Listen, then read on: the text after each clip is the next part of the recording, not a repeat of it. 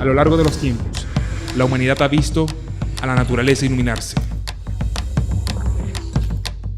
Y ahora es tiempo de que tus ideas se enciendan y no permitas que se apaguen.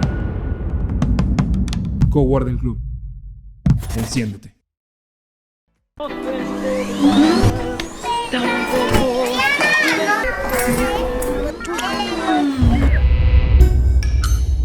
¿Aló? ¿Ricardo? ¿Qué te pasó ahora? Yo amo a mi familia, pero estoy pensando en irme a un cowork. ¿Ese de Manquehue? No, ese es carísimo.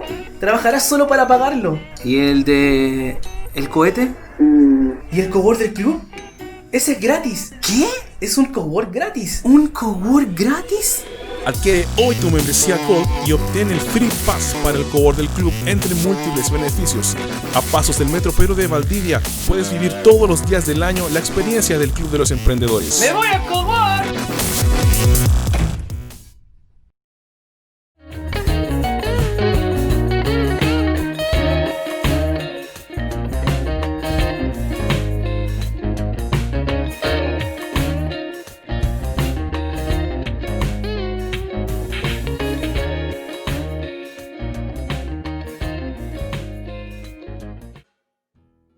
Muy buenas tardes a todos, estamos nuevamente en un capítulo más de Conectur, hoy, cierto, junto a don Bernardo Tornini Escola nuevamente, y también, cierto, a Oscar que está en Voz en Off. Los saludo a ambos, ¿cómo están? Hola, hola. Hola, todo bien, gracias. Muy bien. Bueno, les adelanto un poco, ¿cierto? Como decía la información del afiche, hoy vamos a ver la importancia de Atacama en la Guerra del Pacífico. Este capítulo está destinado principalmente a reconocer el esfuerzo de, ¿cierto?, de la región, de los habitantes, ¿cierto?, de esa época, en lo que fue la Guerra del Pacífico, en la cual, ¿cierto?, Chile se enfrentó contra dos países que fueron, ¿cierto?, Perú, Bolivia. Entonces fue una batalla, ¿cierto?, una guerra bastante peculiar, ¿cierto?, y bastante dura también, y por eso es que hoy, ¿cierto?, tenemos a don Bernardo Tornini Escola. Él es director del Centro Cultural, ¿cierto?, y Museo Casa Tornini. Muy bienvenido, muchas gracias por estar nuevamente con nosotros, gracias por todo este barrido histórico que hemos estado haciendo en estos 3 capítulos, Bernardo. Bueno, gracias a ustedes por la paciencia de tenerme por tercera vez. Yo feliz de entregar y compartir con mis amigos atacameños y los que nos ven en otras partes de Chile, particularmente porque estamos hablando de historia atacameña, que es en el fondo a lo que uno le dedica todas las ganas y el tiempo. Así que esperamos que sea un programa, bueno, hablar de guerra puede no ser entretenido, pero sí que puede incrementar el acervo cultural y en cuanto al conocimiento de este conflicto, que a veces los chilenos no somos tan buenos para la historia. Entonces, ahí estamos nosotros, para apoyar este proceso. Así es, y se agradece, ¿cierto? Porque como hemos conversado a lo largo de los capítulos, es sumamente importante también para la identidad conocer, ¿cierto?, estos procesos históricos y también como una forma de aprendizaje. Así es que, bueno, junto a la audiencia, ¿cierto?, saludarla a todos, bienvenidos a los que se están uniendo en estos momentos.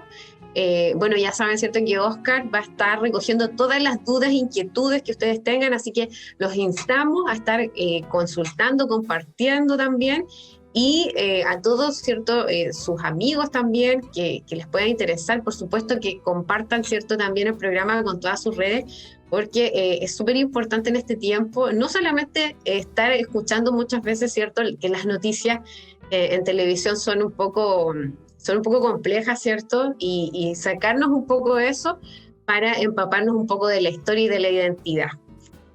Bernardo, ¿cuáles, en cuanto al tema, cuáles son las causas que llevan a una guerra que enfrenta a Chile contra Perú y Bolivia? ¿Nos podrías comentar un poco de eso? Claro.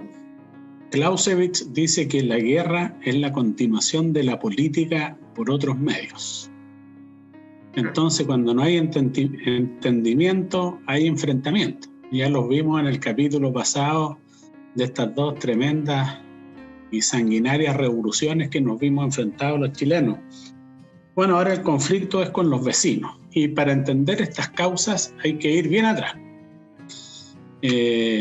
Nosotros estábamos regidos, ¿verdad?, por España durante un largo tiempo, y después de las guerras independentistas logramos ser países soberanos. Entonces hay hartas fechas que son sumamente importantes porque nos marcan qué países tuvieron su proceso de liberación antes que otros, pero fueron más o menos todos en una década. Primero fue Ecuador, después Argentina, después Chile, y más tardíamente fue Perú, y más tardíamente fue Bolivia. Ahora, ¿cómo nos hicimos de los límites nosotros? Acá hay una situación bien peculiar porque tomaron los límites que nos dejó España, los territorios, y se aplicó un concepto que es el uti possidetis, uti possidetis iuri, que significa lo que poseéis, tenéis. Y lo que tenían los diferentes países era lo que se consideró su territorio. Nosotros nos declaramos independientes de España en 1810, pero esa fue una declaración, había que librar todavía muchas batallas. Ahora, ¿por qué los países de Sudamérica particularmente decidimos liberarnos de los españoles? Bueno, porque había una guerra en Europa y Napoleón tenía prisionero al rey de España. Entonces acá se aprovechó esa coyuntura militar y política tan importante y se producen los procesos independentistas. Nosotros en realidad, después de la batalla de Maipú, el 5 de abril de 1818, ahí logramos sacar a todos los españoles que nos tenían sometidos hasta ese momento del territorio nacional. Y fuimos libres. Y nuestros límites con el Perú era el río Loa. Siempre fue el Loa. Está lleno de documentos. Bueno, le vamos a decir a la gente que nos sigue que, por ejemplo, cuando quiera saber alguna cosa o aportar, nosotros tenemos, digamos, a través de ustedes o el correo comunicaciones@casatormini.cl. Si alguien se interesa por algún tema en particular, tenemos una biblioteca y unas fuentes de información lo más cercanos a la realidad histórica posible, porque nosotros nos encontramos cuando leemos historia que no es una ciencia exacta. Hay que acercarse a lo que se llama la fuente primaria, los que estuvieron ahí. Bueno, toda esta primera cartografía nos da a nosotros, estando limitando con los peruanos a la altura del río Loa y con los argentinos por las altas cumbres de la cordillera.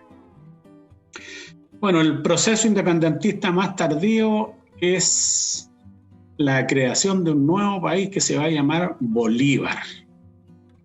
Y este es el esfuerzo que hace Simón Bolívar, el libertador de América, llamado también, porque él quería liberar al Perú, pero no todo el Perú quería ser no dependiente de España. Entonces liberó la parte alta, se llamó Alto Perú, pero la independencia de ellos, que es el 6 de agosto de 1825, nosotros en 1818, se va a liberar y se va a llamar País de Bolívar inicialmente, y después se llama Bolivia, como lo conocemos hoy día. Ahora el libertador está súper contento porque imagínense, un país que lleve su nombre no es menor. Claro. Pero Simón Bolívar era un visionario y también era un hombre potente, ambicioso, y quería más. Se dio rápidamente cuenta que sin salida al mar iba a estar encapsulado. Y con su amigo el mariscal Sucre, Antonio José o José Antonio, lo nombran de esas dos maneras, mandan a un señor de apellido O'Connor a que diera una vuelta por el litoral, pero el litoral ese era chileno. Claro. Y este señor llega con noticias diciéndole que en realidad lo más importante que hay ahí para establecer una caleta era Cobija. Y el Libertador, como era el Libertador y era un hombre así muy imponente, agrega territorio a los que él tenía allá y agrega Cobija. Y los chilenos no dijimos nada, porque nosotros estábamos todavía en los enredos de crear la república, las instituciones. Además, hay que decir las cosas francamente, hemos sido siempre un país muy centralista. Entonces lo que pasaba en el sur o lo que pasaba en el norte no era de mayor interés. Hay que recalcar que en la década de 1850 Chile va a contratar a científicos espectaculares, Domeyko, Gay, Filippi, y todos decían que el desierto de Atacama era importante, que había que cuidarlo, había que poblarlo y explotarlo. Pero parece que no consideraron nada de eso. Bolívar, bueno, la verdad es que hay un documento por ahí que es bien importante también, que le dice a Sucre, le dice a Bolívar, mire, esto de llevar gente a Cobija va a ser algo más publicitario que real, porque Cobija está totalmente desmembrado del cuerpo central de lo que era Bolivia. Entonces le iba a ser muy difícil mantener una soberanía, porque además ¿cómo se llama? Los accesos en ese tiempo no eran de los mejores. Bueno, acá no se reaccionó, sin embargo hubo una ocupación no mayor, pero aquí todo empieza a cambiar. Hay que decir también que las autoridades de nuestro país, no vamos a hablar de temor, pero respetaban mucho a don Simón Bolívar, entonces nadie se iba a enfrentar y decirle, oiga, usted salga de acá porque este es territorio chileno. Y lo otro que también estaban en un proceso distinto también, estaban afianzando lo que era este nuevo territorio, ¿cierto? Las políticas, todo. Sí, en ese sentido fuimos bien ordenados. Este es uno de los países que partió bien así con una república y rápidamente logramos meternos con un par de constituciones hechas por O'Higgins y empezó a andar la república. De buena o mala forma da lo mismo, pero ya teníamos una institucionalidad, estaban los poderes del Estado, entonces fuimos una especie de modelo. Como Bolivia partió mucho después, ellos también pues, tuvieron muchas alternancias en el poder, muchos desencuentros, entonces uno firmaba un tratado, el otro lo desconocía, había que dejar que se asentara Bolivia. Bueno, ahora nosotros tenemos en 1840 a don Manuel Bulnes de presidente. Don Manuel Bulnes era un general que había sido victorioso y que había derrotado a la Confederación Perú-Boliviana. Y él era un hombre también con visión geopolítica y establece contacto con ellos y le hace saber que están en territorio chileno y aquí empiezan a conversar, felizmente a conversar, porque esta guerra la verdad hubiera partido mucho tiempo antes. El problema es que ni Chile ni Bolivia tenían recursos para iniciar una guerra. Y cuando no hay recursos para una guerra, vienen los tratados, felizmente. Y cuando colapsan los tratados, viene la guerra. Si todo esto viene un efecto a causas y consecuencias. Se intentan dos tratados, el de 1866 y el de 1874. El del 74 es como el más conocido, el que la gente, digamos, tiene algún acercamiento. Bueno, el primero consistía en que íbamos a trabajar conjuntamente el guano y el salitre, íbamos a tener aduanas conjuntas, era como una idea bien bonita, pero la verdad duró muy poco porque hubo una nueva administración en Bolivia que lo desconoció todo, pero eso también permitió perfeccionar el tratado, que es el de 1874, que duró un rato, pero en estos tratados tiene que haber decisión de ambas partes para llevarlo a cabo. Ya del 74 vamos a llegar al año 76 y nosotros vamos a tener un presidente nuevo, don Aníbal Pinto Garmendia. Este señor va a hacer una especie de evaluación sobre qué es lo que pasaba con nuestra relación y qué pasaba en el norte. Se interesó un poco en el norte. Y se da cuenta que los capitales en la zona, por parte de Chile, el 90%. De parte de Bolivia, el 5%, y de extranjeros, otro 5%. Vale decir, en Bolivia no había puesto nada, ¿no? Y estaban en territorio chileno. Tengo que decir también que el presidente Aníbal Pinto era un tremendo pacifista, así que él por todos los medios iba a hacer para que funcionaran estos tratados. Sí, es cierto. Acá sí, pese a la buena intención y disposición del presidente Pinto, se da cuenta también, él hace un censo en 1878 y hay más de 6.500 chilenos involucrados en el trabajo de la extracción del guano y del salitre, y menos de 1.200 bolivianos. O sea, aquí había una diferencia, ¿verdad?, en cuanto al componente humano, al recurso humano y en los, ¿cómo se llaman?, los aportes económicos. Entonces el tratado acá empezó a tener detractores nuestro presidente, porque decía que Bolivia no aportaba nada y que nosotros estábamos cambiando territorio, pero la verdad era que no había recursos para tomar otro tipo de decisiones. De decisión.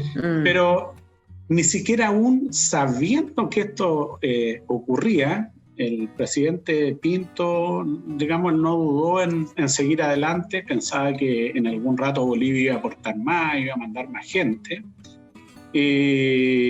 Pasó lo contrario. Ahora el tratado fue violado por los bolivianos, en el sentido de que quieren poner impuestos. El tratado del 74 decían que no podría haber más impuestos que los ya existentes. Querían 10 centavos por cada quintal de guano salitre de impuestos, y eso no era. Después, en la discusión de este punto, los bolivianos quieren otra cosa, que estos impuestos sean retroactivos, cuando todos sabemos que la retroactividad no existe. Y además, nos dan un ultimátum que si nosotros, si los empresarios que están ahí en la zona no pagan a Bolivia estos impuestos, van a sacar a remate estas salitreras y guaneras y van a sacar a todos los chilenos de esa zona.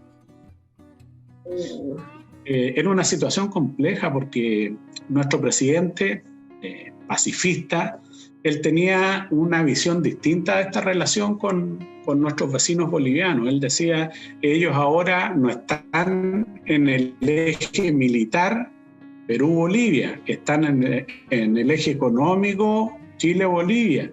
Y él pensaba que con eso bastaba para tenernos neutralizados y que las guerras eran casi imposibles.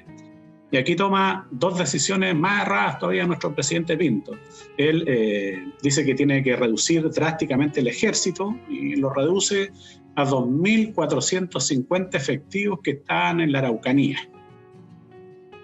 Y además pone en receso la escuela militar porque si dice, si no hay ejército, ¿para qué queremos estar instruyendo a oficiales? Ahora, también es probable que eso haya incitado a los gobiernos bolivianos a atreverse a ir tan imprudentemente con su diplomacia y con sus tratados de no cumplirlo y no hacer nada, digamos, que fuera en pro de la paz. Bueno, acá la decisión no la toma el presidente Pinto, sino que parte del gabinete y ellos dicen tenemos que frenar este tratado porque si alguno de estos títulos de guanera o salitrera los compra un inglés o un estadounidense, no tenemos ninguna posibilidad. Bueno, y ahí deciden mandar efectivos militares, sacan unos pocos de los que había en la Araucanía, los mandan a Antofagasta el día del remate, que era el 14 de febrero de 1879. Estas dos compañías, que eran 200 hombres, van a ser recibidas con Antofagasta embanderado con banderas chilenas, porque en realidad lo que más había era chileno. El prefecto boliviano a cargo de la zona, con sus pocas fuerzas policiales, se retira y eso ya a partir de ese momento queda en manos chilenas.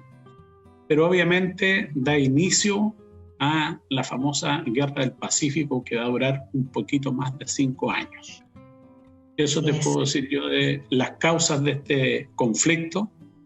Además, hay un elemento que se me estaba quedando en el tintero.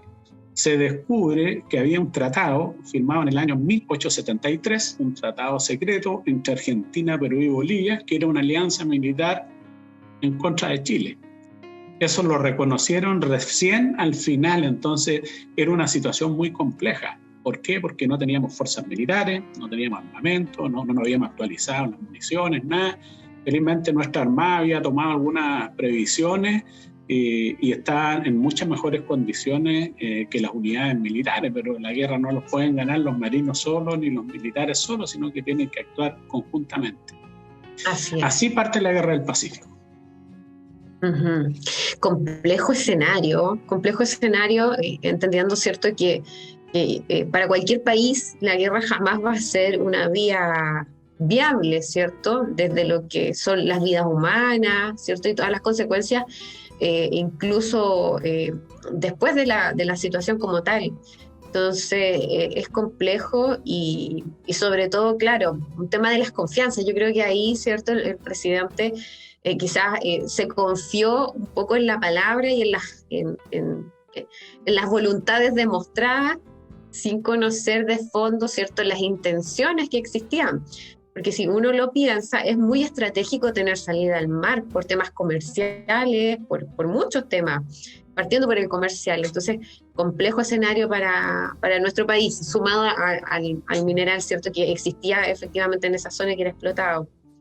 Bueno, los analistas dicen que el presidente Aníbal Pinto cometió ese error sabiendo que habíamos tenido ya una guerra y otros desencuentros más. Entonces tuvo exceso de confianza y en su inicio él tuvo muchos detractores. O sea, hubo un minuto en que todo el pueblo chileno estaba en contra de las medidas porque, digamos, todos pensaban que él tenía que decir, oiga, esto es chileno y hasta el río Loa y se acabó el cuento, pero no fue así. Desde el punto de vista de la paz, eso se valora, pero dejó en muy malas condiciones el país para enfrentar un conflicto para el cual no iba a estar preparado. Así es, sí, se entiende perfectamente. Entonces, claro, tocamos un poco también esas condiciones políticas, económicas y militares en que se encontraba Chile. Pero entonces, en este sentido, ¿cómo es que aporta la región, ¿cierto? O bueno, en esa época provincia, ¿cierto?, de Atacama, a esta guerra que era tan desigual también, porque era contra dos países. Mira, nosotros éramos como 2 millones y fracción y ellos eran entre 5 y 6 millones. Ahora, en términos, ¿cómo se llama?, de evaluación, de las evaluaciones militares, eso es un dato nomás, ¿eh? En realidad depende de otros factores que tal vez son más importantes, son las capacidades que van a tener su ejército. Hay como varios aspectos que deben analizarse al momento, porque hay muchos países hasta el día de hoy que son muy pequeñitos, pero que son muy eficientes, digamos, a la hora de defender su frontera o sus intereses. Bueno, como te decía, mira, acá Chile era una república ordenadita, lamentablemente ya Chañarcillo nos daba lo que daba en su inicio, ya estábamos como en el término del proceso del Chañarcillo potente en cuanto al aporte a nivel nacional, pero ahí ha aparecido otro tipo de minerales. En el fondo Chile está subsistiendo, está navegando. Yo en 2 capítulos anteriores les conté que Chañarcillo nos permitió renovar los créditos con la banca externa desde Inglaterra, y eso nos dio un respiro, pero esto hay que ir poniéndose al día cada cierto tiempo. Acá las condiciones económicas no se daban, luego no era activar un ejército de la nada misma, sino que había que hacer un esfuerzo absolutamente adicional. Entonces, mala condición económica, sin un ejército armado contra 2 países. Bueno, después vamos a analizar el caso de los argentinos, porque ellos, digamos, no van a usar sus fuerzas militares porque el Parlamento lo impidió, pero decían que ellos eran parte de ese pacto. Bueno, más tarde se iban a mostrar en realidad qué es lo que realmente hicieron. Bueno, acá algo me preguntaste que me quise terminar esa idea. Sí. Sí, hablé un poco, ¿cierto?, de lo político, lo económico y la situación militar, y también Claro. consultaba respecto a cómo Atacama aportó en esta guerra, porque han sido muy conocidos, ¿cierto?, los batallones de Atacama, por ejemplo. Algo que también a mí me llama mucho la atención es el tema también de armas de guerra que salían un poco desde lo que era la minería para también utilizarlas hasta el día de hoy, como es el corvo. Si no me equivoco, yo recuerdo que en alguna visita que tuve en Tornini aprendí eso y me quedó marcado. y la fortaleza también que tenían estos batallones. Bueno, entonces vamos a recomendar a los atacameños que traigan agua, porque yo no puedo recomendar alcohol aquí en pantalla, porque aquí, digamos, se van a poner muy orgullosos y se van a emocionar porque el aporte que hace Atacama es significativo total. Lo que hace Atacama es algo realmente increíble, porque si bien es cierto, Atacama era respetada por lo que producía y por todo, pero ahora se van a dar cuenta que esta va a ser la unidad más gloriosa y la más sacrificada de toda la guerra. ¿Por qué digo la más gloriosa? Porque la Atacama no perdió ninguna batalla y ningún combate, y siempre estuvo en la vanguardia, en la parte más adelantada, en el lugar de mayor peligro. Ahí estaba el Atacama. También decir que de los 1.500 y tantos hombres que mandó Atacama a la guerra, murieron 878. Ese es el aporte en sangre, diríamos, cuando uno lo analiza desde esa perspectiva. Además, que esta fue una de las primeras, fue la primera en estar lista y estar a disposición, en este caso del gobierno de turno. El presidente Pinto se da cuenta del error de haber jibarizado de tal forma al ejército, y ahora él llama a los intendentes de Valdivia hasta Atacama y les dice: tenemos que formar un ejército expedicionario a la brevedad, cada una de las provincias me tiene que entregar un batallón ligero. Eran de 600 hombres. Y los intendentes fueron a sus provincias y ellos, como buenos políticos, convencieron a la gente. Había que respaldar y proteger a la patria, y la verdad es que hicieron bien su trabajo, porque en unos 4 meses ya teníamos unos 10.000 hombres, 12.000 dicen algunos.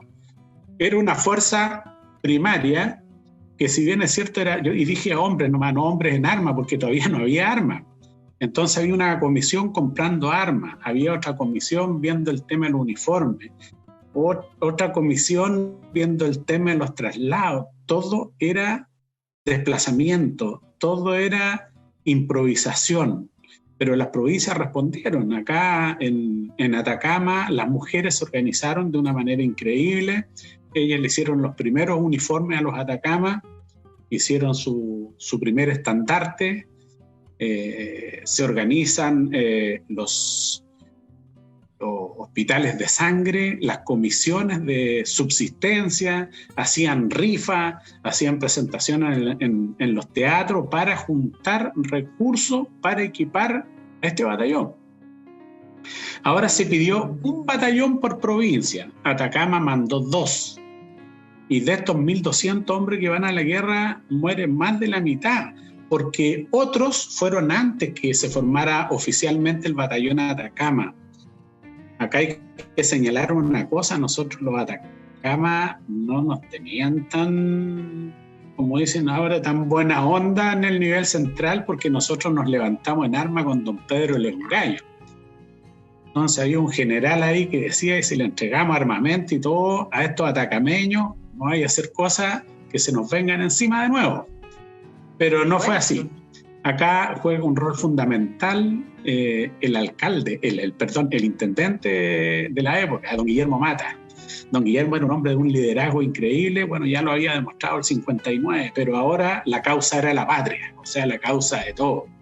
Y él va a ejercer todo su liderazgo y sus contactos en el nivel central y hace que en definitiva el 13 de mayo de 1879 tengamos batallón Atacama propio, porque hasta antes mandábamos soldados aislados, ya que vayan 100, que vayan tanto a engrosar las filas del segundo de línea. En el fondo éramos un semillero de soldados, pero en realidad nosotros queríamos tener un batallón que representara a la provincia de Atacama. Claudio, Ese Bernardo, batallón que se funda el 13 de mayo, ya el 27 está en Caldera.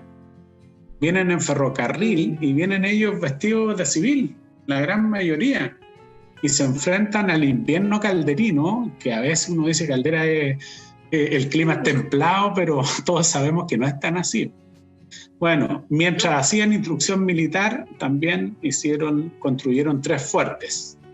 El Fuerte Norte o Arturo Prat, el Central o Atacama y el Norte o Esmeralda.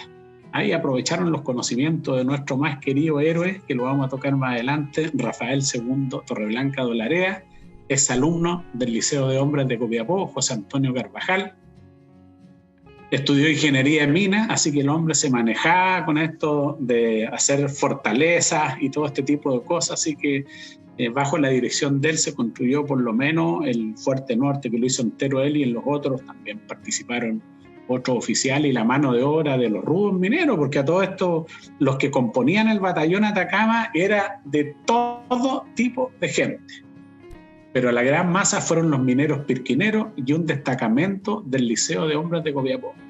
Claudio, Bernardo, ¿me escuchas? Entonces, como yo estudié en el Liceo de Hombres de Copiapó, le mando un saludo al director, que fue compañero de curso mío, a todos los alumnos del liceo y a los que ya pasaron algún día por ahí, porque ese es un liceo espectacular donde pasaron gente de mucho valor en la guerra y en la paz. Y sí, unir también en ese saludo a los docentes, ¿cierto? A los académicos también, que día a día están formando y efectivamente es un liceo con mucha historia, con mucha trayectoria importante para nuestra zona. Disculpa la interrupción, Bernardo. Oscar, Pensé que no me díganos. escuchaba. Pensé que ya me estaba asustando. No, Dije, tranquilo. uy, no me escuchan. No, lo que pasa es que acá No, tranquilo. en Facebook, bueno, en Instagram tenemos mucha interacción de emojis, mucha gente ahí, dedito para arriba, gustándole el tema y el invitado que tenemos el día de hoy, que es Bernardo Tornini. Y acá en Facebook, nuestro abogado Gabriel Jorquera, de Jorquera y Muñoz Asociados, nos está viendo y acá pone todo su conocimiento y hace la siguiente acotación. Dice: el Cochrane y el Blanco Encalada estuvieron a punto de ser desahuciados antes de la guerra, y bueno, uno de ellos terminó en la bahía de Caldera en la guerra civil. No sé si nos puedes complementar ahí, Sí. Bernardo. Muy importante. Nos fuimos para otro lado. Claro, Nos adelantamos un poco. Adelanté un poco. adelantamos un poco Se adelantó Gabriel. otro programa. Pero sí, pues con mucho gusto. Todos estos aportes son muy buenos. El Blanco Encalada lamentablemente terminó sus días en la bahía de Caldera en la guerra civil más dramática que hemos tenido, que seguramente la vamos a ver algún día acá. La guerra civil de 1891, donde el Congreso se pone en contra del presidente Balmaceda. Los congresistas tienen el mando total de la Armada y teníamos fondeado este buque donde está hoy día el muelle mecanizado. En esa época no estaba. El día 26 de abril a las 4 de la mañana aparecen 2 naves que nadie sabía que habían llegado a Chile. Eran las torpederas Condell y Lynch. Ahora acá el Blanco estaba súper relajado porque ellos tenían el control total del Pacífico. Y acá hay un ataque feroz, lanzan 6 torpedos sobre esta nave que estaba ahí con todos sus tripulantes descansando porque habían tenido que ir a Copiapó a tomar el control de la situación político y militar. Venían cansados de este viaje tan largo.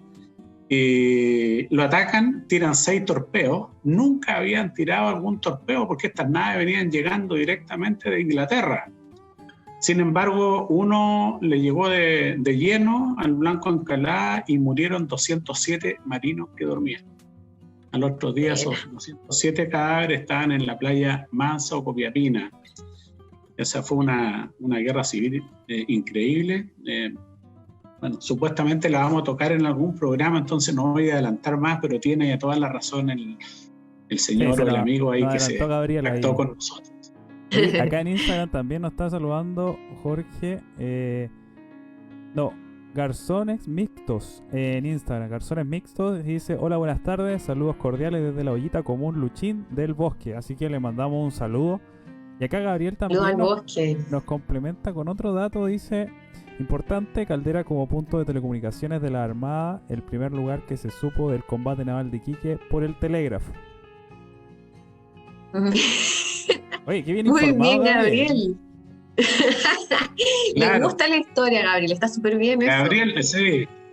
Nosotros teníamos cable submarino que conectaba todos los puertos de Chile y llegaba a Nueva York y a Londres. Y nosotros en nuestro museo tenemos un pedazo de ese cable submarino y tenemos un pedazo del nuevo cable submarino versión 2020 para que la gente que vaya al museo cuando se levante la pandemia pueda ver. Créanme que la diferencia no es tanta, pero seguramente las condiciones técnicas son muy superiores. Así que un abrazo a los amigos ahí de los Garzones Unidos. Así es. Sí, súper buenas acotaciones. Oscar, ¿algún otro comentario como para ir a una breve pausa? Antes que nos vamos a la pausa, Gabriel sigue bombardeando con su información. Yo creo que deberíamos tenerlo como invitado en uno de los programas. Sí, yo creo que sabe harto de historia. Podría estar de panelista. Dice, también. Además, las tropas del sur venían con experiencia en combate debido a la pacificación de la Araucanía, aún más valorable. Mira, Así es, claro, del proceso de revoluciones previo a la Guerra del Pacífico, efectivamente. Y acá Marcela Morales dice, esta unidad militar está básicamente allá manteniendo el control en la Araucanía y claro, como dice el amigo abogado, hay muchos abogados que son historiadores también, les gusta la historia. Eran tropas pero que estaban entrenadas para el sur. Yo les voy a contar que dos batallones que llegaron de la zona central, no los voy a nombrar porque si no se van a enojar las ciudades, quedaron con insolación la primera semana que llegaron a la concentración de Antofagasta. Por eso que los soldados mineros de Atacama en realidad fueron los que andaban mejor, porque eran este hombre minero está acostumbrado a subir y a bajar cerro, a necesitar poca agua, a tener capacidades físicas increíbles. Yo les cuento que un minero en la época de la Guerra del Pacífico subía con un capacho de 100 kilos en la espalda por una escalera de patilla, que es un tronco con unos sacaditos. Entonces eran hombres de una estructura física y mental. El minero es un hombre muy predeterminado. Entonces, sin menospreciar a las tropas del sur, bueno, esas eran las tropas de línea que teníamos. Los únicos que tenían conocimientos militares, el resto, el 90%, fueron soldados que se hicieron en las batallas. Por eso el mérito y el esfuerzo de esta movilización que se hizo a nivel nacional fue tan importante. Y fue una de las causas también que hizo que nuestro país conociera la victoria. Que nosotros teníamos un concepto que es muy importante, que es la unidad nacional, un presidente, una bandera, un parlamento, un idioma, un himno nacional. En esa época el 75% no sabía leer ni escribir en Chile. Sin embargo, las fuerzas que fueron a la guerra tenían solamente un 60%, era gente más instruida.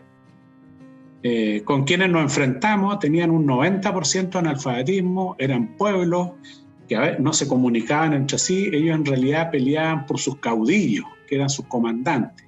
Ellos decían, yo peleo por el Taita Camacho, yo peleo por el Taita este o por el Taita este otro. Además hubo un maltrato ahí tremendo de su pueblo originario, pues estas grandes masas de indios les daban alcohol y los mandaban con garrotes, no tenían ninguna posibilidad de hacer algo, pero cansaban a los chilenos, había un gasto de munición. Cuando esta gente se devolvía, ellos mismos también no los dejaban, entonces tuvieron altos índices de deserción antes, durante y después de los combates. Bueno, nos saltamos un poquito de nuestra carta GAN, pero es bonito así porque es participativo, así que muchas gracias al amigo que nos está siguiendo y que nos hace todo. aportes Morales. Complementarios también. Ajá, Marcela Morales acá en Facebook también dice que interesante escuchar acerca de los jóvenes del Liceo José Antonio Carvajal que participaron de manera tan valiente en esos tiempos difíciles. Y Gabriel complementa, es que soy fanático de la Guerra del Pacífico, entonces ahí está. Ay, Y claro. ¿te parece que nos vamos a una pausa comercial? Sí, me parece. No se pierdan la vuelta porque viene mucho más detalle e información que quizás no se cuenta demasiado, ¿cierto?, en los libros. Así es que los esperamos acá. Vamos y volvemos. Eso.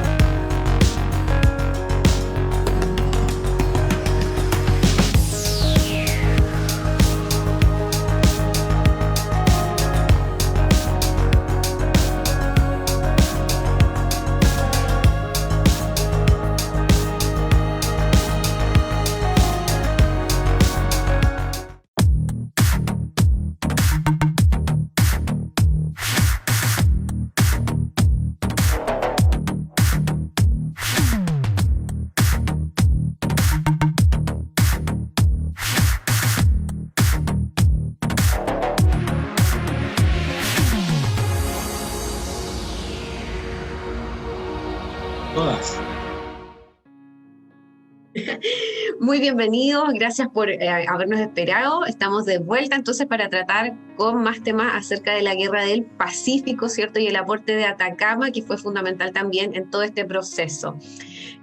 Bernardo, ¿te parece si nos cuentas un poco, a tu juicio, quiénes fueron los grandes héroes atacameños que participaron en esta guerra?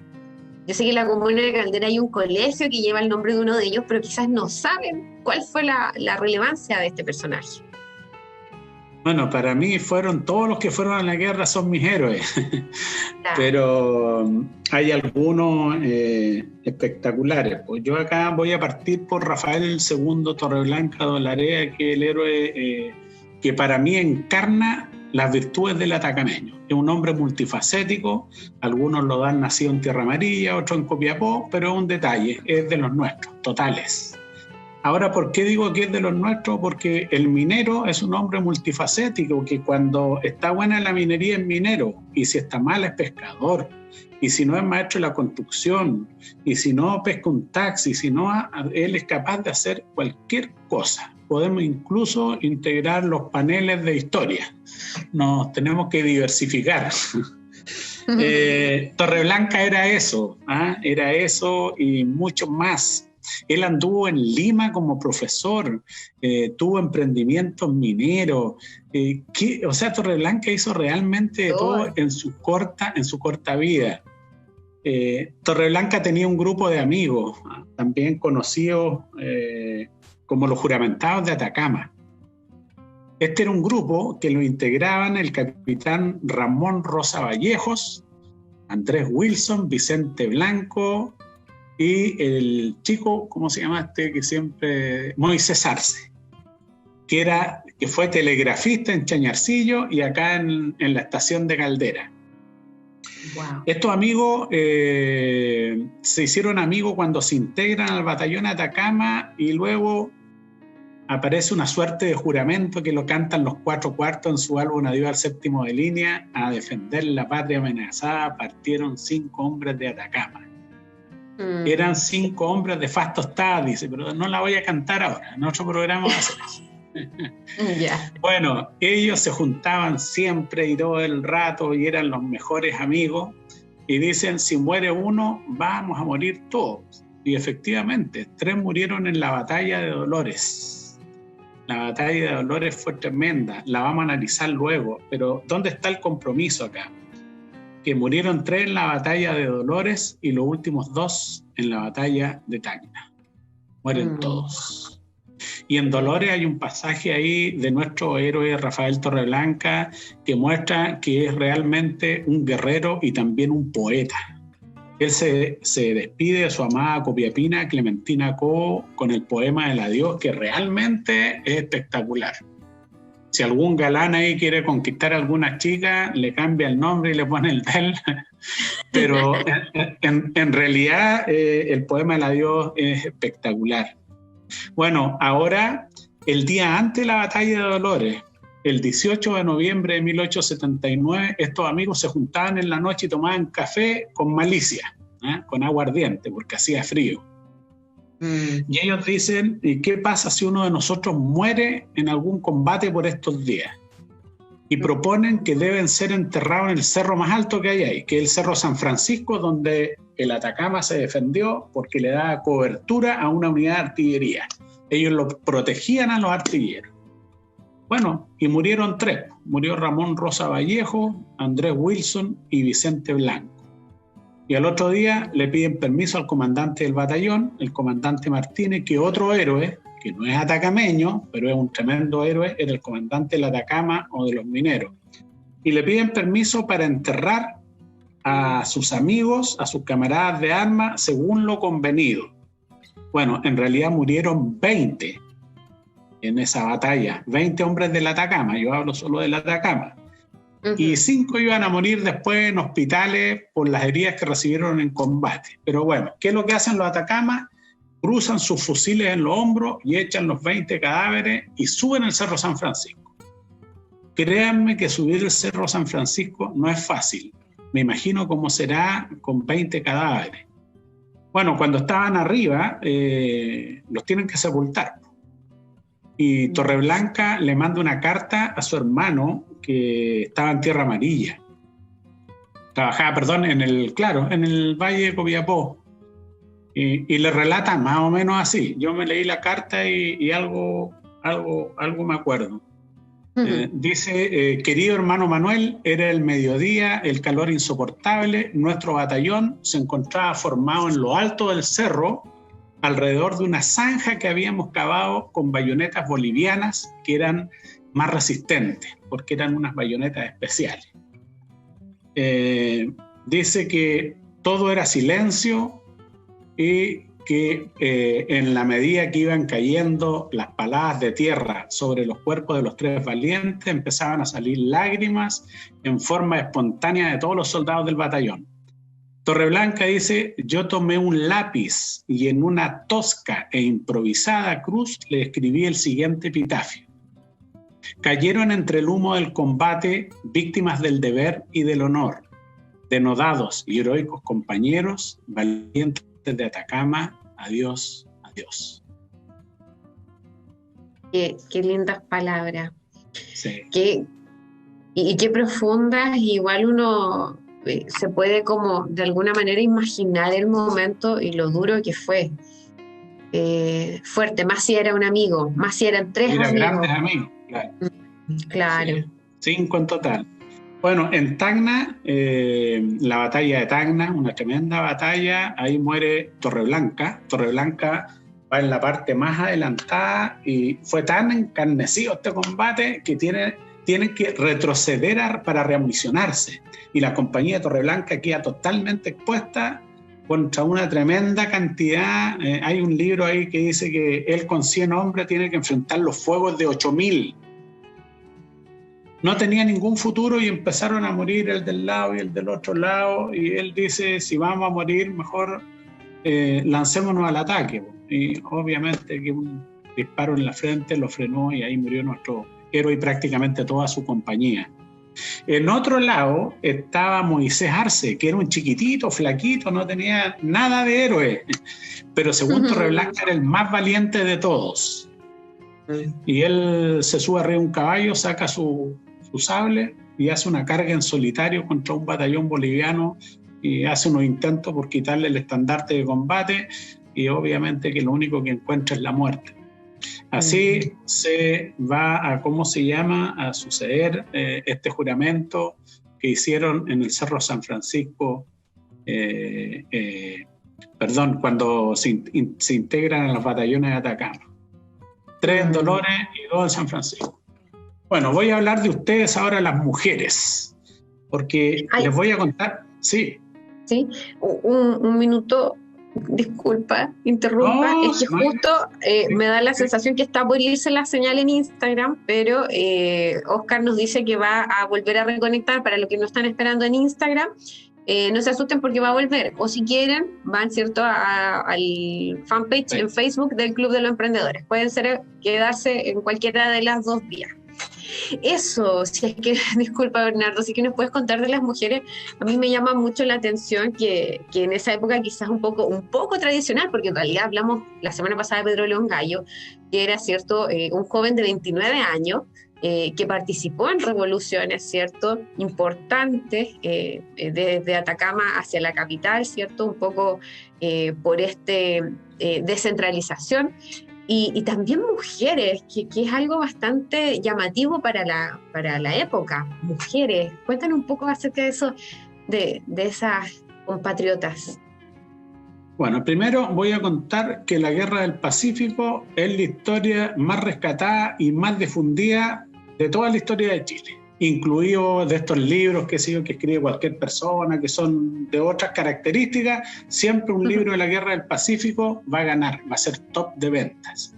De hecho, tenemos un libro que salió hace poco, y me imagino que los que están escuchando acá habrán leído El veterano de 3 guerras, que es excelente, un relato realmente espectacular y cuenta 3 guerras en una, así que ese hay que tenerlo. Si bien es cierto, no es puede ser una fuente primaria porque es lo que cuenta un veterano que participó en la guerra. Bueno, después fue editado, pero es un libro espectacular.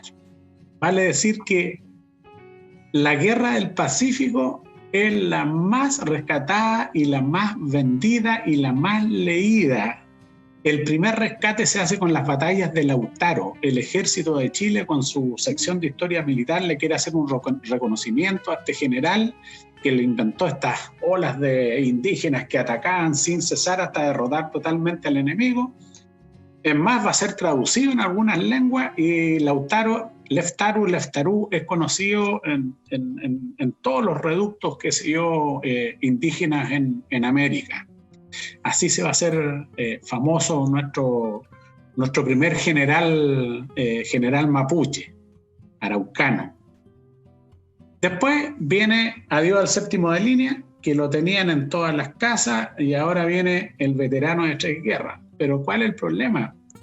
Que no hubo ningún historiador de los tremendos que tenemos que escribió algo sobre las mujeres en conjunto, ¿eh? Sí, las tocaban así como por aquí y por allá, y resulta que la mujer fue a la guerra. Claro. No fue, como dicen algunos, acompañando al hombre, no, ella fue porque quiso ir y porque sintió que debía ir. Nosotros en Atacama fueron varias, pero tal vez la más conocida es Filomena Valenzuela Goyenechea, la cantinera del Atacama, una mujer de clase social acomodada, Copiapó, que deja todas sus comodidades y se va a la guerra, y esta señora va a ser considerada la madre, la mamita o la madrecita, particularmente de los más chicos del Liceo de Hombres de Copiapó, porque el promedio de edad era 16 años, pero había otros más chiquititos, hay de 12, hay de 15, y ellos en algún minuto tienen que haber sentido miedo y esta mujer, digamos, los ayudaba, les subía el ánimo y le ayudaba a mantener la disciplina al comandante Martino, porque ella también era actriz, era folclorista, era una mujer sencillamente espectacular. Y otra no menos espectacular, pero que se habla un poco menos de ella, es Carmen Vilche. Esa la cantan Los Cuatro Cuartos también ahí. Carmen Vilche era una morena chiquitita, pero era más peligrosa con un corvo en la mano que cualquier atacameño. Ella es conocida porque hacen un escalamiento en el Cerro Los Ángeles, donde hubo que escalar toda una noche y metiendo los corvos, los yataganes, y llega a Torreblanca y segundo llega una mujer y es ella. Es ella, esta chica aguerrida. Carmen Vilche. En Copiapó hay una calle que se llama Carmen Vilche. Tenemos algunas calles con nombres de héroes. En realidad la historia ha sido ingrata con las mujeres, pero hay un libro y lo escribió una mujer. Se llama La presencia de la mujer en la guerra del Pacífico, de Paz Larraín Mira. Así que las mujeres que estén atentas. Larraín Mira. Y de ahí vamos a hablar de otro héroe que tiene una madre que es como la primera emancipada de Chile. Y hay mucha gente, amigas, qué sé yo, que están luchando por su causa de visibilización, de reconocimiento a la mujer, que tienen que conocer a las primeras mujeres que levantaron la voz. Me refiero a doña Rosario Rego. Nosotros tenemos un héroe que es Luis Uribe Orrego. Vamos a aprovechar ahora que hablamos de las mujeres para hablar de este héroe. ¿Quién es Luis Uribe Orrego? Porque pasa por la historia como nadie.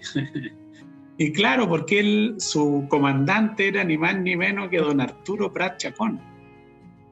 Y cuando muere Prat, al inicio del combate, a la hora 15, hora 30, muere Arturo Prat en este gesto tan heroico y patriótico, pero la nave queda sin comandante. Y ahí toma el mando un copiapino. Luis Uribe Orrego nació en Copiapó. Su madre, Rosario Orrego, una mujer espectacular. Bueno, ¿qué es lo que hace este hombre? El vacío que deja Prat es tremendo, porque después de él, ¿quién? Y él tiene que asumir, y lo primero que hace es hacer clavar la bandera chilena en un mástil que tienen ahí especial, se llama el Palo de Mesana. Y le estaba diciendo a su tripulación y el enemigo que acá rendición no iba a haber, y que la pelea era muerte. Y hasta que el guardiamarina Riquelme pegue el último cañonazo para decir nos hundimos pero no nos rendimos, es un hombre del Copiapó que va a liderar a esta cantidad de valientes que lo recordamos cada 21 de mayo por lo menos. Y a veces pasa desapercibido, así que aquí el homenaje para don Luis Uribe Orrego, que además sobrevivió al combate y fue el héroe más reconocido de la segunda mitad del siglo XIX, asistiendo como invitado especial a todas las grandes ceremonias de Chile. Llegó a ser ministro de Marina y es uno de los atacameños, uno de los nuestros. Al ladito de él hay otro, Manuel Orelle Chanes. Manuel Orelle Chanes, claro, hijo del gobernador marítimo de Caldera, nació acá, medía 1,90 m de estatura y era conocido como el Bravo Orella. Mientras Huáscar hundía la Esmeralda, había otro combate, el más desigual en la historia naval acá. Se enfrentaba la Independencia, que era el buque más grande que tenían los peruanos, con la Covadonga, que era la más humilde de todos que teníamos nosotros acá. Capitaneada, eso sí, por un tremendo jefe, Carlos Condel. Y el segundo comandante era el Calderino. Bueno, cuando ellos ven que están hundiendo la Esmeralda, dicen nosotros tenemos menos andar, tenían 2 cañoncitos chicos, ¿qué más vamos a hacer acá? Mejor rescatemos esta nave, esta tripulación para lo que quede de la guerra y se van por la orilla. Y aparece la nave peruana y se les pone al lado, a 200 metros. Iban navegando a la cuadra, uno al lado del otro. La Covadonga por la costa recibía fuegos de la costa de los peruanos y fuegos de esta nave. La nave peruana tenía 300 marinos, los chilenos éramos 104. Sí. Ellos tenían 15 cañones, nosotros teníamos 2. Ellos eran acorazados, nosotros éramos de madera y vieja, no había ningún destino. Bueno, Sí. felizmente con hábiles maniobras marineras y gracias también a que la tripulación de la Independencia no estaba muy bien entrenada, su artillería tremenda, que era, digamos, tal vez lo más importante que tenía esta nave, no hizo nada. Nos van a lanzar 120 tiros entre Iquique y Punta Gruesa, esos son como 9 o 10 kilómetros. Bueno, no pudiendo hundirnos con su artillería, el plan ahora era darnos el polonazo y hundirnos. Intentaron 2 veces y la tercera fue la fatal. En vez de darle a la nave, le dieron a una roquita que no figuraba en las cartas y la nave queda atrapada y escorada a estribor. Eso es tumbada al lado derecho. Ahí aparece la figura del calderino, quien desde un principio le pidió permiso al comandante para él oficiar como cabo de cañón. En total, en este combate, él va a lanzar 35 tiros e hizo 30 impactos. Esto significó la pérdida de la unidad de la Armada peruana más importante y con eso teníamos ya el control del Pacífico. Si bien es cierto, había que capturar al Huáscar, que se hace en el combate de Angamo, pero ya la nave más mala de Chile, un día el blindado más grande del Perú, y ya el control del Pacífico está totalmente a favor nuestro. Eso es lo que hace Orella, eso es lo que hace Uribe. Qué increíble. Son hazañas realmente porque teniendo todo en contra, muchas veces se habla, yo mientras escuchaba todo el relato, recordaba cuánto la gente conoce, por ejemplo, a los 300, ¿cierto? La batalla de los 300, Esparta y todo esto europeo. Y oye, en Atacama, en Chile, también hubo actos heroicos bastante importantes. De hecho, también me viene a la mente una situación que ocurrió el desembarco en Pisagua. No sé si me estoy adelantando, pero también es importante. Falta un segundito. Mira, poca gente sabe que cuando muere Prat, todo el mundo reacciona. Pues si antes el chileno era patriota, ahora ya es más. Definitivamente es más. Entonces, todo el mundo enloquece y quiere ser parte de esta guerra. Bueno, Caldera no tenía más gente, ya no podía hacer tanto más, pero hace un último compromiso. Acá se arma un cabildo en la plaza y a través de un acta municipal, Caldera decide financiarle los estudios al hijo del héroe. Cuando muere Arturo Prat Chacón, deja a su hijita Blanca Estela de 2 años y medio y a Arturito de 1 año y 2 meses solamente. Antes se le había muerto Carmelita, que nació muy enferma. Bueno, el puerto de Caldera hace un compromiso y le financian los estudios a Arturito hasta que llega a ser abogado de la República. Para que sepa el amigo abogado que tiene un colega que fue financiado sus estudios por Caldera, integralmente. Aquí tenemos en el museo copia de la carta y copia del acta donde se realizan estas 2 cosas. Y para terminar con los héroes, tengo que hacer una mención a don Juan Martínez Busto, que si bien es cierto nació en Chillán, pero él fue el tremendo comandante que tuvo el batallón Atacama, tal vez uno de los jefes más prestigiados, y uno de los jefes también que dio más. Dio tanto que en la batalla de Tacna, a vista y presencia de él, le matan a sus 2 hijos que iban encuadrados en su propio batallón. Ahí muere el capitán Melitón Martínez y el subteniente Walterio Martínez. Él recibe pésames de todo el mundo y él en el fondo señala en las cartas de pésame, dice que él está bien, que sus hijos murieron con el deber sagrado de defender a la patria y al intendente de Atacama le dice: lamento que el tercero de mis hijos no esté en condiciones de serviros, sino también lo pongo a disposición de la causa. Entonces eran tipos de una entrega increíble. Él iba a morir en la batalla de Miraflores, que es la última ya también antes de la toma de Lima. Entonces no podíamos saltarnos a ese comandante. Ahí terminamos con los héroes y podemos pasar a las batallas si tú quieres. Sí, sin ningún problema. Recordaba también a ese personaje y lo que más me llama la atención es su capacidad de levantarse y de continuar y seguir hasta Lima, y eso es un acto muy heroico y es de mucha entrega. Me llamó mucho la atención también parte de ese relato cuando visité Casa Tornini. Sí, ahora sí podemos continuar, ¿cierto? Hablamos un poco de los personajes y ahora sí me encantaría saber un poco de las batallas más relevantes a tu criterio, porque yo sé que fueron bastantes, pero ¿cuáles fueron las más relevantes? Primero quiero ser justo, yo hablé de la mujer chilena, la verdad de que las mujeres peruanas y bolivianas también fueron, ellas sí fueron acompañando a sus maridos, esposos, parejas, qué sé yo, vecinos, lo que fuera. A ella le llamaban las rabonas y ellas se preocupaban de hacerle la comida, de cuidarlos cuando estaban enfermos, así que también un reconocimiento para ellas. Bueno, las batallas, mira, en definitiva no son tantas, pero el Atacama las ganó todas. Y todas en el puesto de mayor riesgo y de mayor peligro. Son los primeros a desembarcar en Pisagua, en inferioridad numérica 13-1, y en 2 horas, solo de combate y infantería, Rafael Torreblanca ponía la primera bandera chilena en el poste más alto de telégrafo. Después viene Dolores.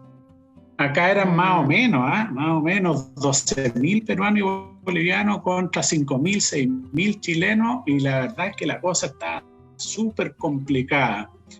Y el comandante de las fuerzas dice, tenemos que emplear al Atacama de nuevo, porque ya se hizo famoso el Atacama, porque además empleó los primeros corvos en Pisagua. Y ahora tenían en el frente 8.000 soldados peruanos y bolivianos. Ordenan atacar al Atacama apoyado por 2 compañías del Coquimbo. Juntan 800 hombres que se iban a tirar cerro abajo porque ya estaban llegando, se estaban tomando nuestra artillería adelantada.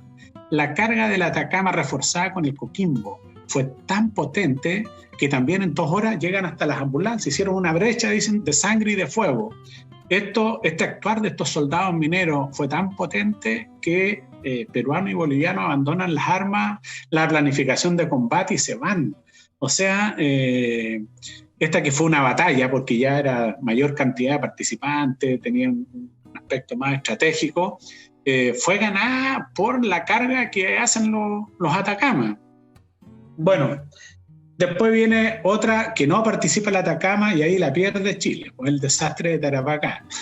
En la única que no participan nuestros soldados, tuvimos ahí un mal reconocimiento y ¿cómo se llama eso? Llevó a mandar menos gente de la que necesitábamos y fue el desastre. Ahí se inmoló el comandante del segundo de línea y todas sus tropas. Ahí nos vamos a ir al combate de Los Ángeles que tú me estabas preguntando. El combate de Los Ángeles, esto va en la campaña de Tacna y Arica. El ejército se va a tomar Tacna y Arica, pero peruanos y bolivianos se meten a una quebrada que es la quebrada de Los Ángeles, donde nadie había podido sacar a las personas que se instalaban ahí en una posición defensiva. De hecho, la habían ocupado en algunos golpes de Estado, en algunas guerras internas ahí los peruanos. Le llamaban las Termópilas peruanas. Bueno, ahí estaba el enemigo, de manera que cuando nosotros fuéramos a Tacna, ellos nos iban a caer por la espalda, entonces había que sacarlos de ese lugar. Y el Atacama se ofrece para hacer un escalamiento. Esto, imagínate que son 2 cerros parados con una sola entrada. El Atacama escala durante toda una noche poniendo, como decía recién, sus yatagán y cuánta cosa, y subieron en absoluto silencio. Al otro día una señal de bandera, la división que estaba abajo enfrentando la quebrada simula que va a avanzar y salen todos los aliados de sus posiciones y el Atacama les cae por un costado y por la retaguardia y los elimina. Ahí hay algo bien entretenido, fíjate que un soldado del Atacama escribe un verso relativo a esta hazaña que hacen los Atacama en la cuesta de Los Ángeles y dice así: en unos pocos minutos el cerro fue todo nuestro, porque al chileno que es diestro no lo han de vencer los brutos. Estos son los bellos frutos que la guerra nos brindó y todo Chile exclamó al saber de la victoria que era todita la gloria de Caldera y Copiapó. Wow, mire, qué tremendo. Muy, muy épico. Sí. Ahí igual se fueron, tengo entendido, cuerpo a cuerpo, ¿no? Utilizaban el corvo también En todas. Todas. Pero esa en particular era bastante difícil subir, era muy, muy encima, porque siempre el que está sobre el cerro, he escuchado Tiene las de ganar. Tiene las de Sí. ganar. Claro. Mira, cuando uno ataca tiene que ser superior en condiciones normales, ¿ah? 13-1, 5-1, más o menos una relación que se ocupa. Acá era al revés, igual se la arreglaban. Bueno, con participación, por supuesto, de todo el resto del ejército, pero el Atacama eran los primeros que partían acá. De ahí ya viene Tacna, ¿ah? En Tacna se nos muere Rafael Torreblanca y esa fue una batalla que fue un baño de sangre, fue increíble. Ahí de las 20.000 y tantas personas van a haber 5.000 hombres dados de baja. Bueno, esa tiene una relevancia. A partir de ese minuto, ningún boliviano participaría más en la guerra. Ellos participaron solamente 7 meses y después se fueron, digamos, al altiplano y dejaron a sus socios peruanos abandonados, entre comillas, a su suerte. Esto significa el quiebre de la coalición y ahí estábamos nosotros en mejores condiciones porque era un país contra otro. Después de Tacna viene Arica, que es conocido todo por ¿cómo se llama? Por todo el mundo, por el asalto y toma del Morro de Arica. Ahí no participa el Atacama porque el Atacama se desgastó totalmente, estuvo en primera línea ahí en la batalla de Tacna, entonces los comandantes decidieron que ahora solamente participaran las unidades de línea y lo hicieron en forma espectacular. Cuando me refiero a las unidades de línea, eran, entre comillas, los profesionales. El primero de línea, el tercero de línea y el cuarto de línea. El primero de línea es el regimiento Buin. Bueno, después viene una larga espera y vienen las batallas decisivas de Chorrillos y Miraflores. Aquí entra el segundo batallón Atacama, como había tantas bajas en el primero y se refunden los dos y se transforma en una brigada que la va a mandar don Diego Duble Almeida, teniente coronel, en un regimiento, y la brigada la va a comandar el comandante Juan Martínez Busto, el que era comandante de batallón del Atacama. Ahí es donde muere él.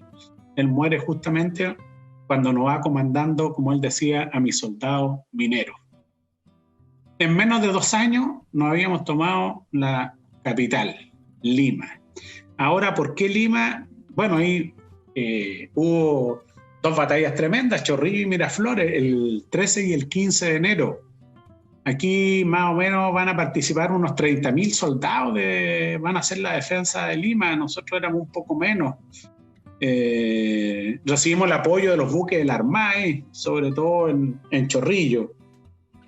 Y el día 17 de enero de 1881 a las 5 de la tarde, a petición del cuerpo diplomático acreditado en Lima, piden que entre rápido el ejército chileno. ¿Por qué? Porque los soldados derrotados estas batallas también iban haciendo algunos saqueos, algunos incendios y algunas barbaridades. Entonces, ese día, a las 5 de la tarde, el 17 de enero, entran las fuerzas chilenas y la ocupación oficial es al día siguiente, el día 18.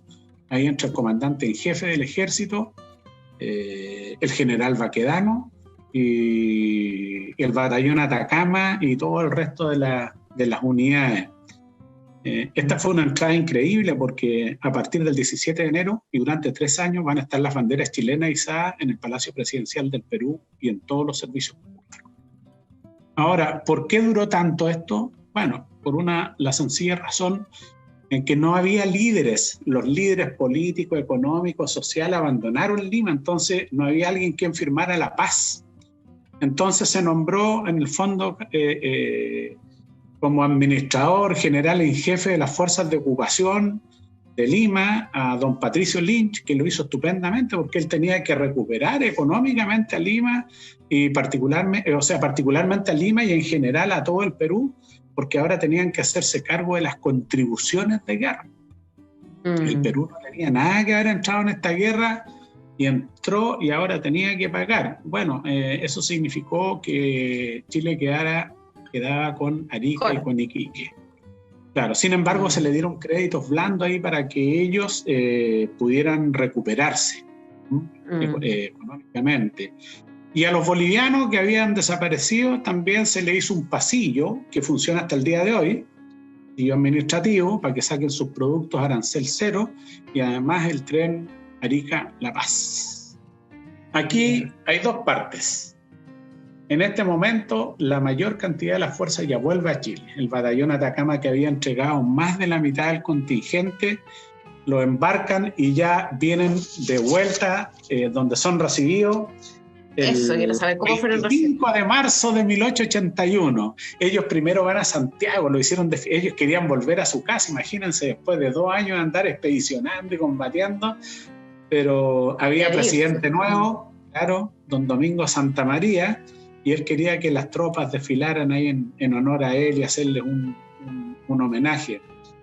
El día 25 de marzo, acá en Caldera, son recibidos por una comisión oficial, van a ser objeto de un montón de celebraciones, y alcanzan a estar unas horitas y después se van a Copiapó, y Copiapó ya es espectacular, los reciben con 14 arcos de triunfo, por todo tipo de organizaciones sociales, además carros alegóricos para después pasear a los soldados por los lugares más apartados, y bueno, la alegría de las familias que tuvieron la posibilidad de reencontrarse con su gente, y la gran pena de los que no lo pudieron hacer. Así es. En relación a esto, y porque igual fueron acontecimientos que hemos tratado hoy que si bien fueron bastante heroicos, también fueron muy duros. Entonces, ¿cómo se mantiene en la historia y en la memoria de nuestra región esta entrega que hicieron los héroes de Atacama? Y con esto ya estamos casi, lamentablemente, finalizando. Pero agradecemos, ¿cierto?, a la audiencia que ha sido paciente y escucha y les gusta y se entretiene con este tema, que es tan importante conocerlo. Bueno, en nuestro museo hacemos nuestro aporte. Han pasado más de 21.500 personas que conocen lo que yo les he hablado en estos 3 capítulos, y mucha más información. Pero además hemos ido a universidades, a escuelas, a instituciones, al ejército, a la armada, con nuestro relato. Nuestros amigos del Museo Regional de Atacama hacen publicaciones, hacen un montón de actividades, las instituciones propiamente tal también. Muchos profesores aislados que han sabido esta historia, vienen profesores de historia particularmente a nuestro museo. Pero no es fácil, no es fácil. Uno piensa ahora que estamos tan tecnologizados, no sé si la historia tiene o no tiene cabida. Y la verdad que depende harto de uno, cómo haga esta entrega, que sea lo que uno rescata, lo que uno analiza y lo que uno entrega, sobre todo trabajar con fuentes oficiales, fuentes primarias. La historia hay que mantenerla pura, intacta, no hay que contaminarla con ningún elemento. Hoy día están publicados los partes oficiales de la guerra, o sea, el que estuvo ahí, el comandante, tenía que emitir un documento, eso ya está publicado. Tenemos las sesiones secretas del Senado, que había unas autoridades, pero espectaculares a la hora del, digamos, todos se juntaban a la hora de defender a la patria. Los aportes que hacían en estas sanciones eran considerables. Nos cuesta en realidad a veces porque siempre uno quisiera llegar a más gente, por eso que valoramos tanto y estamos tan contentos con ustedes, con el Club de los emprendedores y toda la gente que hace posible esto, porque nos permite llegar más masivamente a la gente. No entregamos todo lo que sabemos y tampoco no lo sabemos todo. Así que si alguien quiere preguntar, confirmar alguna fuente o hacer algún aporte, bueno, nos tuvimos que ajustar lo más posible para hablar de una guerra que duró 5 años, pero no alcanzamos a abordar temas logísticos y de otra índole que también son importantes, pero yo creo que deberíamos terminar diciendo honor y gloria por los héroes de Atacama y también honor y gloria por los atacameños de hoy día y de mañana. Con eso quiero terminar yo la presentación de hoy día. Muchas gracias, Bernardo, de verdad de corazón, súper agradecida porque nos haces igual situarnos en un momento que si bien, y no solo un momento, sino que hemos tenido 3 capítulos, me corrijo, hemos tenido 3 capítulos en donde hemos ido a lo largo de la historia, ¿cierto? Desde lo que fue ¿cierto? Chañarcillo y esta generación del puerto de Caldera, todos los descubrimientos, todos los avances tecnológicos también que se fueron desarrollando, ¿cierto? En esta zona, el auge económico, las revoluciones, ¿cierto? Por ese hacer también de descentralizar, ¿cierto? Un poco el poder. Entonces hemos ido viendo eso hasta lo que ha sido hoy en día el último capítulo asociado a esta guerra que tuvo, ¿cierto? Nuestro país enfrentando a Perú y a Bolivia. Entonces, agradecer porque de corazón yo sé que aquí hay una entrega, hay mucho estudio, hay dedicación, hay mucho documento, sé que eres muy fiel a los hechos históricos y creo que eso se valora mucho, ¿cierto? Que uno puede ir con confianza y consultar y saber que realmente la información que entregas es realmente de calidad. Sé que quedó mucho en el tintero, sé que incluso por allí posees ciertos libros con las dietas de que comían los mineros en su momento, porque la contabilidad antiguamente también permitía revisar ese registro. Entonces, nada, yo me quedo súper agradecida, muy contenta, muy no sé, satisfecha por toda la entrega que has hecho y también reconocer la labor que haces junto a tu familia también, por poner a disposición de toda la comunidad este centro, esta casa, ¿cierto? Cultural Tornini, así que de verdad, y museo obviamente, así que de verdad, súper agradecida, me despido muy contenta de ti y de toda la audiencia. Muchas gracias por todo, Bernardo. Gracias a ti, gracias a Oscar y gracias a la gente que estuvo viendo este programa y los anteriores. Nos vemos pronto.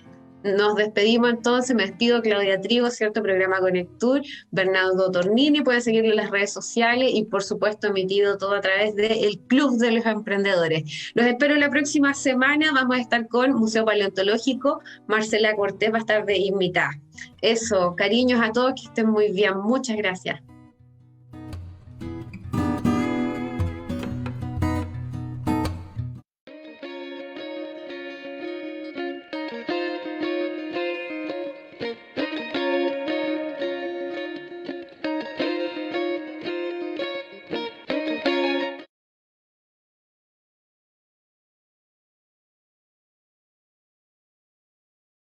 Chicos, les contaré una historia de terror.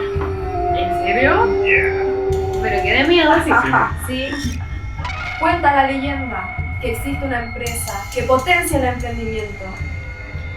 Y esta tiene una membresía. Con capacitaciones, entrevistas, nota periodística y el club de sueltos. Y muchas cosas más. Ya pues chiquillos, pónganse a trabajar, ¿qué están haciendo ahí? Trabajar y siempre lo mismo. Esta no es otra historia de terror. Ahora puedes ser miembro oficial del Club de los Emprendedores y obtén beneficios especiales para ti. Las membresías del club. No dejes que te lo cuenten. Y muchas cosas más.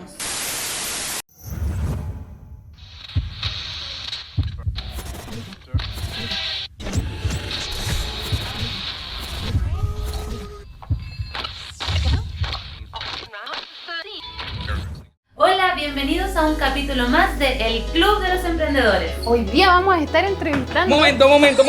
Interrumpimos este programa para decirles a todos que nos volvimos locos, totalmente locos, aquí en el Club de los Emprendedores. ¿Qué? Sí, como lo oyen, y queremos que ustedes formen parte de esta locura. Es hora de que puedas formar parte de nuestra familia, siendo auspiciador del club o teniendo tu propio programa de televisión. No te pierdas esta gran oportunidad de formar parte del mejor club, el Club de los Emprendedores.